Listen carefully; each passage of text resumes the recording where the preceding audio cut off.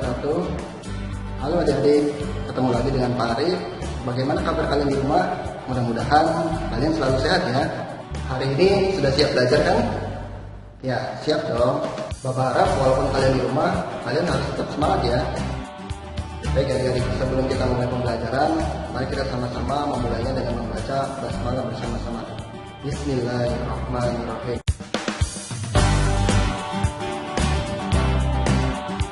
Pada kesempatan kali ini kita akan sama-sama belajar mengenai perkembangbiakan hewan. Nah, adik-adik, di antara kalian adakah yang mempunyai hewan peliharaan? Di antara kalian mungkin ada yang memiliki peliharaan kucing, kemudian kelinci, ayam, dan lain sebagainya. Pernahkah kalian lihat hewan-hewan tersebut memiliki anak? Ya, pasti di antara kalian pernah lihat ya. Lalu kenapa ya hewan itu memiliki anak? Ya, jawabannya pasti untuk berkembang biak.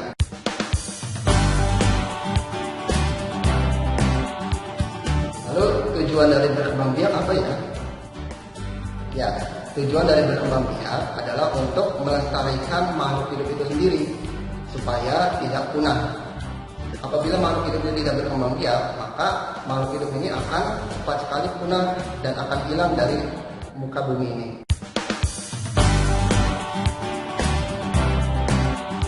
Perkembangbiakan hewan terdiri dari dua jenis, yaitu perkembangbiakan hewan dengan cara generatif, kemudian perkembangbiakan hewan dengan cara vegetatif.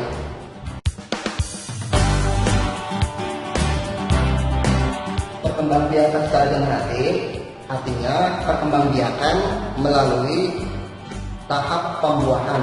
Apa itu pembuahan? Pembuahan adalah bertemunya sel jantan dan sel betina. Sel jantan disebut juga sebagai sel sperma. Kemudian sel betina disebut juga sebagai ovum. Bertemunya antara sel jantan dan sel betina disebut sebagai proses pembuahan. Jadi perkembangbiakan secara generatif adalah perkembangbiakan melalui tahap pembuahan. Sementara untuk perkembangan vegetatif adalah perkembangbiakan tanpa melalui proses pembuahan. Jadi perkembangbiakan vegetatif ini tanpa melalui bertemunya antara sel jantan dan sel betina.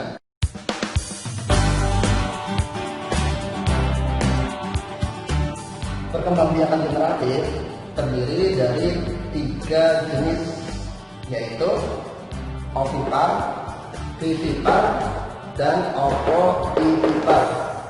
Ovipar adalah perkembangbiakan melalui cara bertelur. Kemudian vivipar adalah cara perkembangbiakan generatif dengan cara melahirkan. Sementara untuk ovovivipar adalah cara perkembangbiakan melalui tahap bertelur, kemudian juga melahirkan. Maksudnya bagaimana Pak? Untuk ovovivipar, pembuahannya terjadi di dalam tubuh induk hewan tersebut. Pembuahan yang terjadi kemudian membentuk telur, dan kemudian telur itu berkembang di dalam tubuh induk hewan tersebut dan menetas di dalam tubuh hewan tersebut.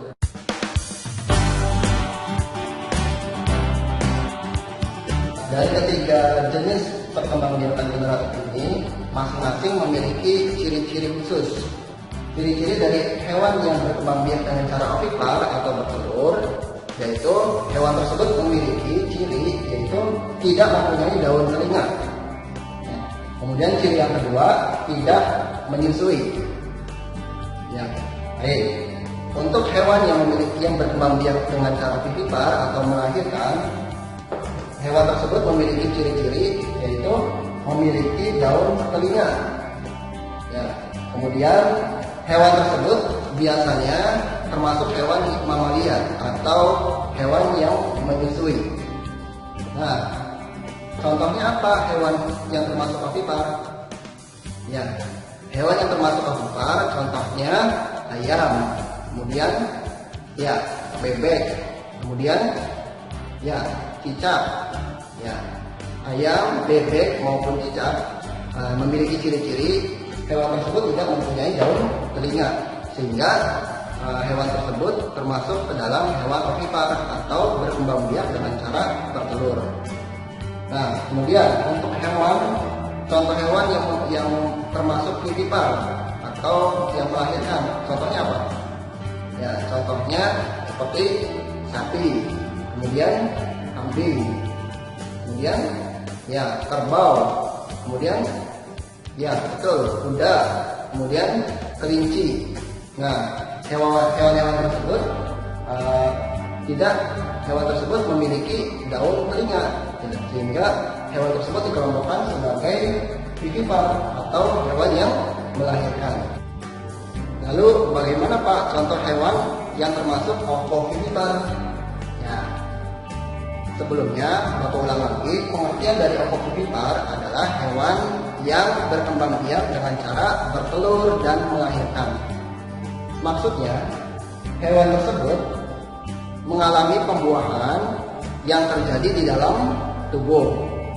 Nah, setelah pembuahan yang terjadi dalam tubuh induk tersebut, kemudian hasil pembuahannya kemudian membentuk zigot atau bakal induk baru yang kemudian dihasilkan telur.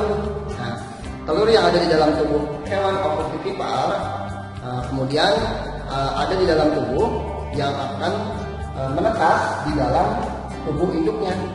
Nah, setelah itu hewan tersebut telurnya menetas di dalam tubuh, yang kemudian setelah menetas barulah hewan tersebut melahirkan ketika hewannya sudah sempurna bentuknya, maka disebut sebagai ovovivipar atau bertelur kemudian melahirkan. Ya, contohnya di sini yang biasa kita temui yaitu ikan hiu, kemudian ikan pari, kadal, dan ular boa.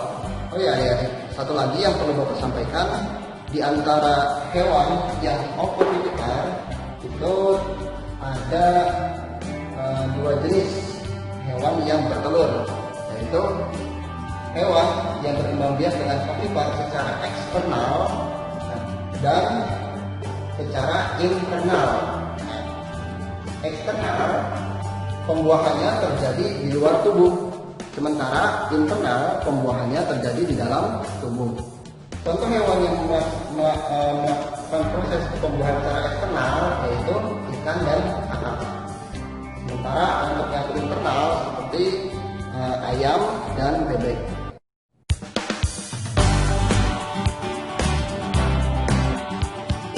Nah, adik-adik, sampai di sini sudah cukup paham kan? Ya, untuk lebih pahamnya, Bapak simpulkan materi yang tadi Bapak jelaskan. Pertama, perkembangbiakan hewan terdiri dari dua jenis, yaitu perkembangbiakan generatif dan perkembangbiakan vegetatif. Perkembangbiakan generatif terdiri dari tiga jenis juga, yaitu ovovivipar, ovipar, dan vivipar. Karena ovipar adalah hewan yang bertelur, vivipar adalah hewan yang melahirkan.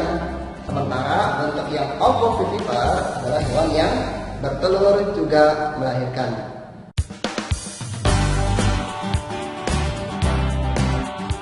Demikian penjelasan pada hari ini. Mudah-mudahan kalian bisa cukup memahaminya.